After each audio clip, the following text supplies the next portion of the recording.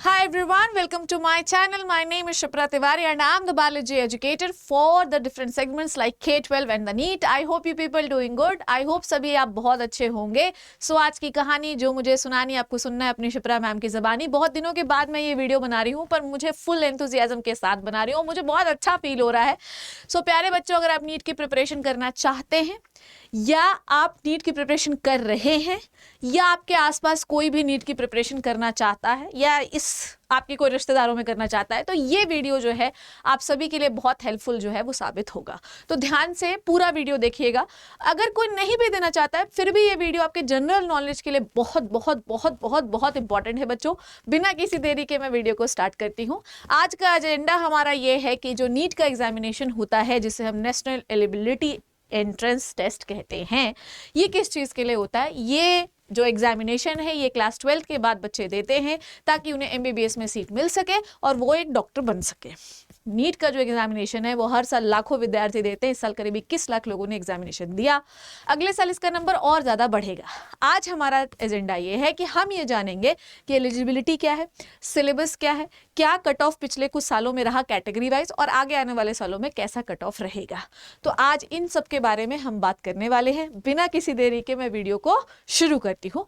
पर अगर आपने प्यारी मैम के चैनल को सब्सक्राइब नहीं किया है तो प्लीज़ कर लेना और मैं कोशिश करूँगी कि अब आपके साथ स्ट्रैटेजीज वीडियोस इसी चैनल पे शेयर करूँ बिना किसी देरी के. ठीक है, करती रहूँ क्योंकि मैं थोड़ा कंसिस्टेंट नहीं रह पाती, but I am really sorry. पर प्लीज़ सब्सक्राइब ज़रूर कर दीजिए. ठीक है, सो लेट्स गेट स्टार्टेड बच्चों. बिना किसी देरी के आ जाओ. सो पहली चीज़ जो हमें सीखनी है वो ये है कि 2024 के लिए अगर कोई बच्चा एग्जामिनेशन देने वाला है तो उसके लिए एलिजिबिलिटी क्या होनी चाहिए.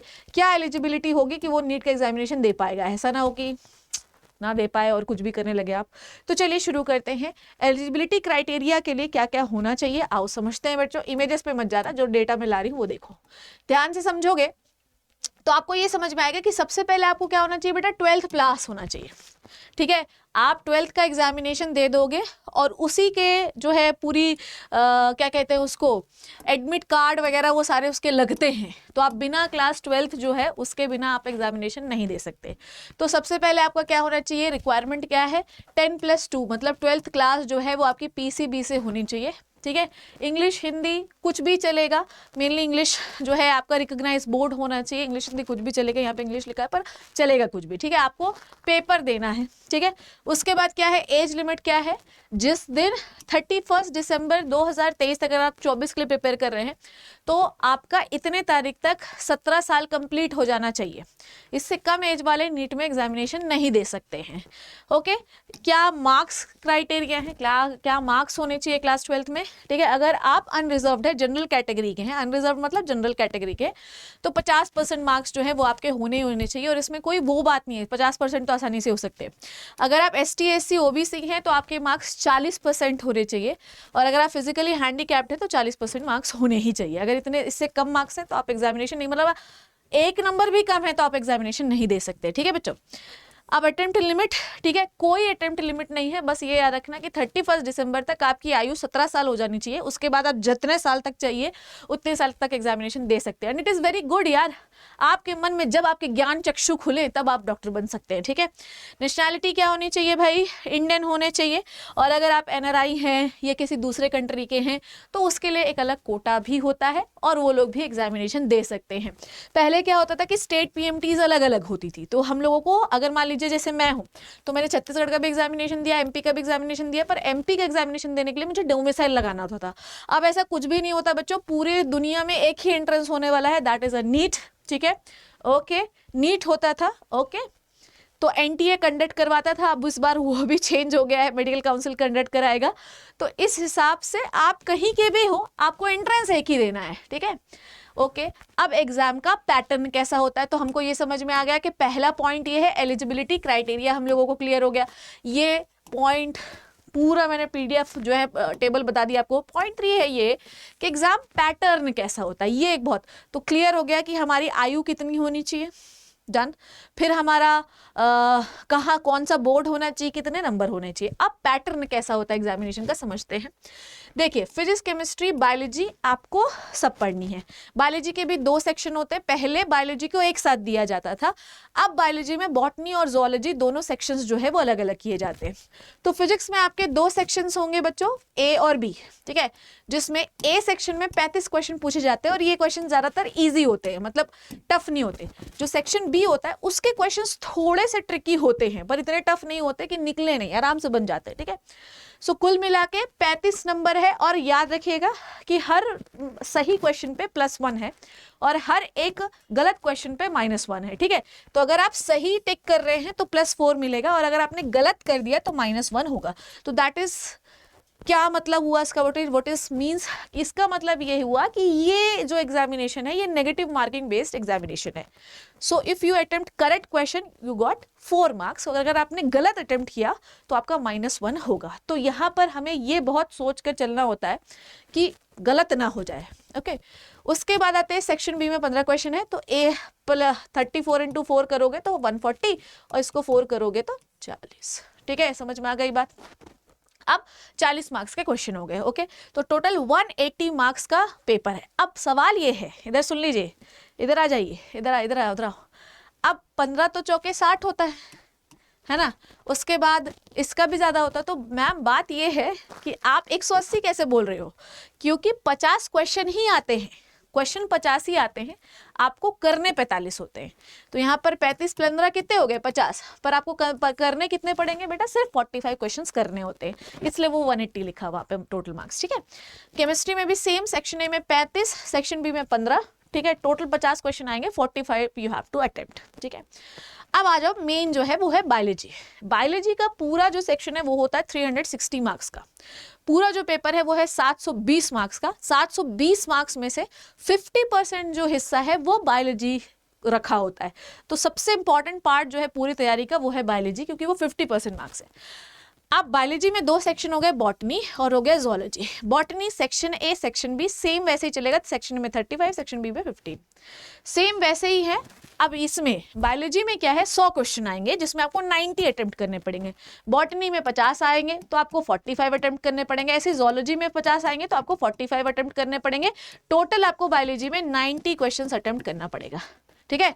तो टोटल आपके नीट के पेपर में 180 क्वेश्चंस जो है वो आपको अटेम्प्ट करने हैं, ठीक है। आने का नंबर कितना, आने का नंबर है 200। तो आपको 200 में से 180 क्वेश्चंस को जो है वो अटेम्प्ट करना पड़ेगा, क्लियर है।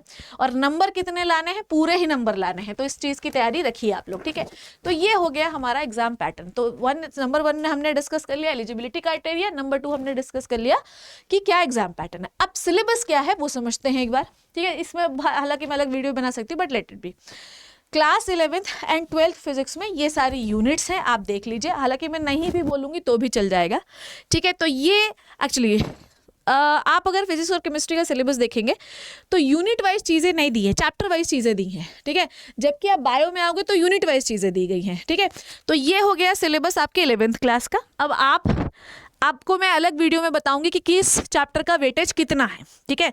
ये इसी वीडियो में नहीं बताऊंगी कि इस पूरा अगर आप देखो, ठीक है, पूरा अगर आप देखो टोटल आपको नीट क्वालिफाई करने के लिए करीब 90 के आसपास चैप्टर पढ़ने होते हैं, ठीक है, ओके। तो इतने चैप्टर आपको 11th 12th में, पूरा टोटल 11th 12th में लाके आपको करीब 90 के आसपास चैप्टर पढ़ने होते हैं। ये 11th का फिजिक्स का सिलेबस है। एग्जाम के सिलेबस एनालिसिस पे मैं एक अलग वीडियो बनाऊंगी, ठीक है। उसके बाद ये है आपका केमिस्ट्री का सिलेबस। और अगर मैं बात करूँ बायो के सिलेबस की तो ये पूरा केमिस्ट्री का ही है। अगर मैं बात करूँ बायो के सिलेबस की तो देखने में बायो का सिलेबस बहुत कम दिखाई दे रहा है, पर आपको मैक्सिमम जो सिलेबस है वो बायो का ही है। दोनों साल में करीब आपको 38 चैप्टर के आसपास पढ़ना होता है, ठीक है, 38 चैप्टर के आसपास पढ़ना होता है। अब बहुत सारे लोगों को ये डाउट है कि मैम वो बोर्ड्स में हमारा जो सिलेबस है वो डिडक्ट हो गया तो क्या वो नीट में आएगा। जी हाँ, फिलहाल के लिए तो वो नीट पे आएगा, क्योंकि अभी तक किसी भी प्रकार का डिडक्शन का नोटिफिकेशन नीट से हमको या हमें मेडिकल काउंसिल से नहीं मिला है। अगर वो मिलता है तो वो भी मैं आपको अपडेट करूंगी। तो आपके बोर्ड्स में कितना भी सिलेबस रिड्यूस हो जाए, हमको इससे कोई लेना देना फिलहाल के लिए नहीं है, क्योंकि हमारा जो सिलेबस है वो अभी तक डिडक्ट नहीं हुआ है। तो 11th में यू हैव 1 2 3 4 5 यूनिट्स, ठीक है, पर ये यूनिट्स इसके अंदर बहुत सारे चैप्टर्स हैं। उसके बाद 12th में भी यू हैव 5 यूनिट्स, पर इसके अंदर भी बहुत सारे चैप्टर्स हैं। तो टोटल आपको 2 साल में, मैं बता रही हूँ, दोनों सिलेबस मिला के 90 के आसपास जो है ना, 90 से 100 के बीच में से आपको चैप्टर पढ़ने होते हैं। अब पढ़ने होते हैं मतलब वेरिएबल हो जाता है कई बार, ठीक है, वेरिएबल मैं 90 से 100 के बोल रही हूँ क्योंकि मे भी आगे चल के वेरिएबल हो जाए, तो 90 से 100 के आसपास आपको चैप्टर पढ़ने होते हैं, ठीक है। तो ये हो गया है आपका क्या, सिलेबस हो गया, ठीक है। कट ऑफ एक्सपेक्टेशन जो सबसे ज्यादा इंपॉर्टेंट है, लास्ट ईयर 2022 में जो पेपर आया वो पेपर था थोड़ा सा टफ, इसीलिए 720 नंबर नहीं जा पाया। पर इस बार का पेपर जो है वो बहुत ही प्यारा आया, बहुत ही आसान आया, जिसकी वजह से जो हाईएस्ट मार्क्स आ गए वो आ गए 720, ठीक है। 720 में भी अगर आप देखोगे तो कितने लोगों को, एक से ज्यादा लोगों के 720 नंबर थे, ठीक है। तो प्रवंजन नंबर 1 रैंक पे था कि नहीं था, तो इस तरीके से 720 भी एक से ज्यादा लोगों को नंबर मिले। 2023 में अगर आप देखो तो हम यहाँ पे ये जो 137 लिखा है ये कट ऑफ मार्क्स नहीं होता, कट ऑफ मार्क्स होता है 720, मतलब 720 में से 720 बच्चे पा चुके हैं। तो अगर मैं पूछूं कि अगले साल क्या कट ऑफ है, तो अगले साल भी कट ऑफ जो है वो आपका 715 से 720 ही है, ठीक है। मतलब आपका जो कट ऑफ है, आपको ये बात लीजिए कि हाईएस्ट कट ऑफ जो होता है, मतलब कि जहां पे बंद होती है, सबसे ज्यादा नंबर किसके आए बताओ, तो सबसे ज्यादा नंबर किसके जाएंगे भैया, 715 से 720 ही जाएंगे, इससे कम तो नहीं हो सकते। अब आपका पासिंग मार्क्स जो है, ये जो नीचे लिखे ना, ये सबसे नीचे ये जो ये इस वाले उसमें लिखे, इस रेंज में, ये पासिंग मार्क्स है। मतलब ये है कि मान लो कि कहीं डोनेशन देके अगर आपको किसी कॉलेज में जाना है तो इतने नंबर मिनिमम होने ही चाहिए, पर अगर कोई अच्छा कॉलेज चाहिए तो आपको इन नंबर की रेंज में आना पड़ेगा। समझ में आ गई बात। अच्छा, एक और चीज बता दूं, ठीक है। अब ये वाली आपको इस रेंज पे फोकस करना है, ठीक है। ये रेंज तो मुझे थोड़ी वो लग रही है, तो मैं ये नहीं मानती हूँ, ठीक है। तो 720 जो है, हम सारे हम अभी कैटेगरीज की बात ही नहीं कर रहे हैं, हम ये बात रहे हैं कि भाई 720 नंबर जो है हमें लाने हैं, और यही हमारा जो है एजेंडा होना चाहिए, चाहे आप कहीं भी देख लो, है ना। तो हमारा एजेंडा क्या है बच्चों, यही है कि हमें 720 नंबर लाने हैं, बाकी दुनियादारी गई भाड़ में। तो जो मिनिमम नंबर आपको दिखाई दे रहा है वो पासिंग मार्क्स है बच्चों, ठीक है, वो पासिंग मार्क्स है, okay, this is the passing marks. जैसे कि अगर आप देखोगे 2023 में ओबी, ये किसका है, किस कैटेगरी का है, हाँ ओबीसी का, तो पासिंग मार्क्स हैं ये, these are the passing marks, ठीक है। ये कोई मतलब अगर आप पूछो कि हाईएस्ट ओबीसी का नंबर ये नहीं है, all these are the passing marks. इससे इतना नंबर लाओगे तो पास हो पाओगे बस, ठीक है, बाकी सिलेक्ट होने के लिए आपको ज्यादा नंबर लाने पड़ेंगे, ठीक है। तो ये था आपका क्या बच्चों, ये था आपका कट ऑफ मार्क्स। तो कुल मिला के अगर मैं बात करूं, मोटा मोटी मैं बात करूं, तो जनरल का जो कट ऑफ गया वो आपने देखा कि मतलब देखो कट ऑफ, मतलब हमने बोल दिया भाई पासिंग मार्क्स इतना है, पर तुम्हें पता है रैंकिंग के हिसाब से इस बार का एडमिशन जो है वो बहुत ही रैंडम हुआ यार। 600-650 नंबर लाने के बावजूद, 620 नंबर, 610 नंबर लाने के बाद भी आपकी 25-25 हजार रैंक आ रही है। तो फिलहाल के लिए जो कट ऑफ इस साल के लिए था, एक्सपेक्टेशन बहुत ऊपर नीचे हुई। मैं सिंपल कट ऑफ के लिए आपके लिए एक वीडियो बनाऊंगी, पर फिलहाल के लिए हमारा जो दिमाग में सेटलमेंट होना चाहिए वो ये है कि हमें नीट में कम से कम जो है 650 से 720 के बीच में नंबर लाने हैं, अगर आप जनरल कैटेगरी के हैं और आप चाहते हैं कि आपको एक गवर्नमेंट कॉलेज मिले, ठीक है। अगर आप ओबीसी कैटेगरी के हैं तो आपके नंबर 620 में से 720 होने चाहिए, 600 में से 720 होने चाहिए। अगर आप ST/SC कैटेगरी को बिलोंग करते हैं तो आपके नंबर 560 से 720 में होने चाहिए, ठीक है। अगर आप PWD में हैं तो भी आपके नंबर 520 से 720 होने चाहिए। मतलब गिरी से गिरी हर कैटेगरी के कंडीशन में आपके नंबर 500 से ऊपर होंगे, चाहे कोई भी कैटेगरी का हो। जनरल वालों की तो बात ही अलग है, जनरल वालों को तो मैं 650 680 बता रही हूँ, तभी आप जो है एक अच्छा कॉलेज पा पाएंगे, ठीक है। तो ये था कुछ नीट के बारे में जो मैंने अपने चैनल पे डिस्कस किया, ठीक है। थोड़ी और स्टडीज पर कर करके मैं आप लोगों को इसी चैनल पे वीडियोस देते जाऊंगे, ठीक है। Every work has to pass through hundreds of difficulties. हर एक काम के लिए हमें 100 डिफिकल्टीज का सामना करना पड़ता है बिफोर सक्सीडिंग, मतलब सक्सेस पाने के पहले। समझ में आई बात। दोस्त that preserve will see the light sooner और लेटर, ठीक है। सीधी बात यह है कि आप प्रकाश को आज देखें कल देखें, पर आपको मेहनत तो करनी ही पड़ेगी, ये बात आपको पता होनी चाहिए। I hope you learn and enjoy the video. Thank you so much बच्चों, टेक केयर, अपना ध्यान रखिए and subscribe the channel. Bye bye.